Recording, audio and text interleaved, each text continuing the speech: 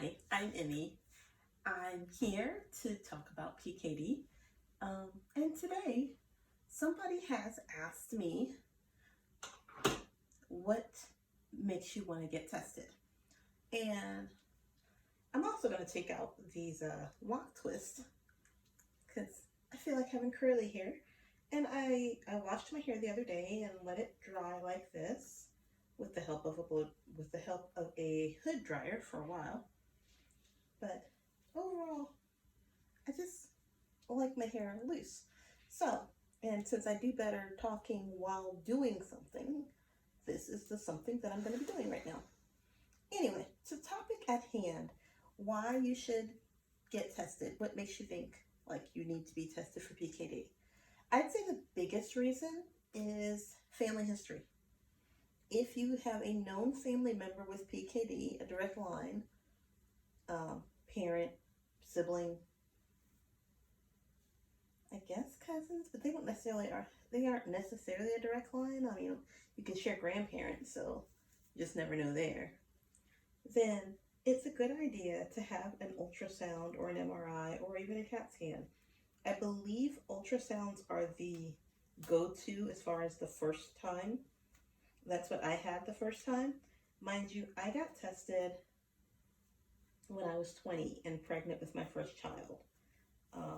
I was originally tested at 13 or 14 when my mom was diagnosed, but unbeknownst to me, I was supposed to be tested again before I had children. They mentioned that to my mother, and she somehow neglected to mention that to me. So it wasn't until I was already pregnant that she mentioned it. Kind of a oopsie, I was supposed to tell you that. And so I went to my gynecologist and he arranged for me to have an ultrasound. And I got one, and I never saw the report, but what he told me was it all came out fine. So I had my son at 21, everything went well, I was good to go, thinking that I was fine. Now fast forward to 25. I'd had my younger son when I was 24, and we moved so that I needed to get all the paperwork over to a new doctor, and the new pediatrician group called me and said that some of my paperwork had gotten mixed in with the children's paperwork and I needed to come get it. And when I went to get it, it was the ultrasound report from back when I was 20. And it said that based on the cyst in my kidneys and the enlargement of my kidneys, it was, what's the word they used? It was consistent with me having polycystic kidney disease. Now, I'd had 2 children at this point. It'd been 4 years and no one had mentioned this. So I had been walking around thinking, I'm good, I don't have it. And so I was a bit freaked out and very upset. Mind you, by the time I got all this information, my doctor had retired, my original doctor, and I got the serious runaround. I never was able to get my original medical records. They said at first that they didn't have them, then they said that they're at this place, then they're at that place, and this is before HIPAA became a thing, and they did not have to work with you, and in this case, they really didn't. They did not work with me at all, trying to get my own medical information. So I've taken since then the tact of always immediately getting copies of major reports and things, because I simply don't trust that I'll get everything that I need. Now, it's not been a problem since then, but that leaves a bit of a scar, I would say. I'm being visited by one of my puppies. So when you get tested, like I said, having a family member, a close family member who has PKD is, I think, the best reason to get tested. Other things that may make you feel like you might want to get tested is if you have elevated blood pressure, and it's no reason that anybody can kind of think, no good reason that anybody can think of, because PKD does often lead to elevated blood pressure. In fact, it's one of the most common symptoms. And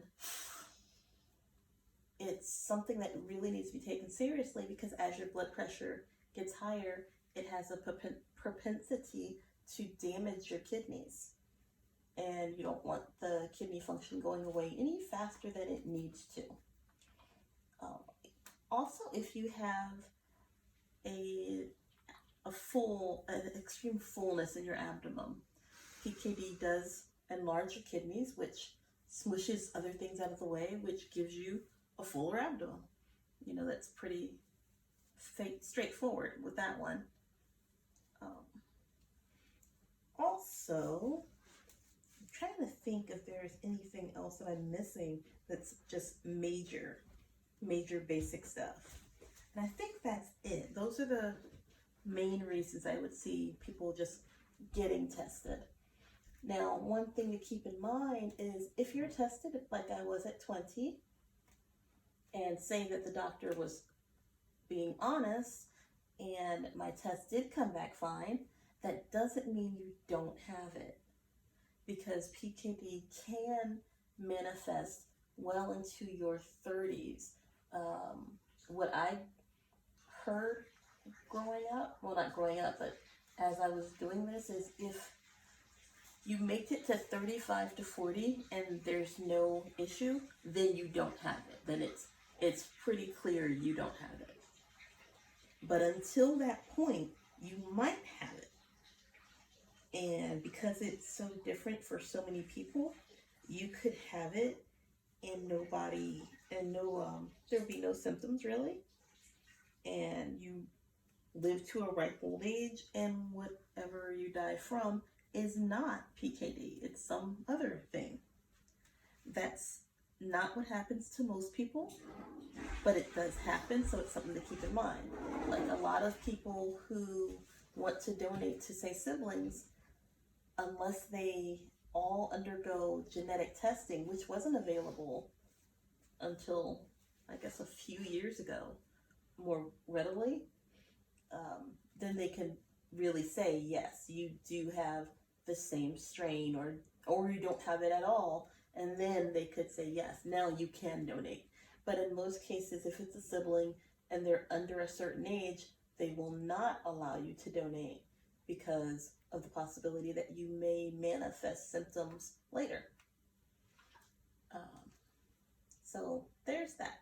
I have several siblings, and one of them is of an age where he's recently had his ultrasounds and things done, and he knows for sure he does not have polycystic kidney disease, which is awesome. So, you know, as far as we've been able to figure, I'm the only one out of my mother's 4 children who has it. But because my siblings were reluctant to get tested, which coming from the US is completely understandable. Like, I'm ineligible for private health care. I'm ineligible for the majority of life insurance. And what I can get is extremely expensive and not comprehensive and whatnot. So those kind of things, with the way the U.S. medical system is, it does discourage people from getting tested.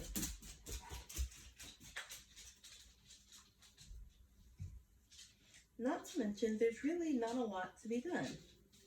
When I was younger, I asked, like, what are the treatments? And the treatments are basically spot checking. When I say that, I mean that if your blood pressure is high, then they treat your blood pressure. If you have an enormous amount of pain, then they try to do some kind of regimen to help treat your pain. they don't really have anything that treats the PKD itself until very recently. There's now a drug called Tolvaptan, which does treat PKD.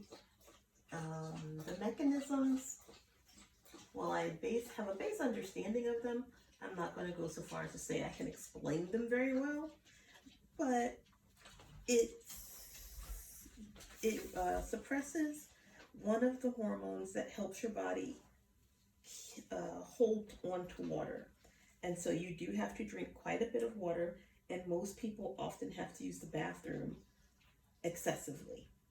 So not everyone can work that into their daily life, because if you have a certain kind of job where you're here and you're there and everywhere and you cannot get up to use the bathroom every hour, sometimes more, then it's not going to work for you as far as a lifestyle issue. Whereas it might work for you as far as actually maintaining what kidney function you have and helping to keep it from disintegrating as fast as it may without any treatment. So there's a lot to think about when you look at it. I'm hoping to start on that right now with the COVID-19 and hospitals being completely overrun and people being inside. It's much harder to get the medication. It's here in Canada, only one pharmacy does give it its mail order, but when you first start taking it, because one of the serious side effects can be liver failure, but it's liver failure that is completely reversible if you stop taking it. You have to have liver testing done every month when you first start taking it, and now is not a good time for that.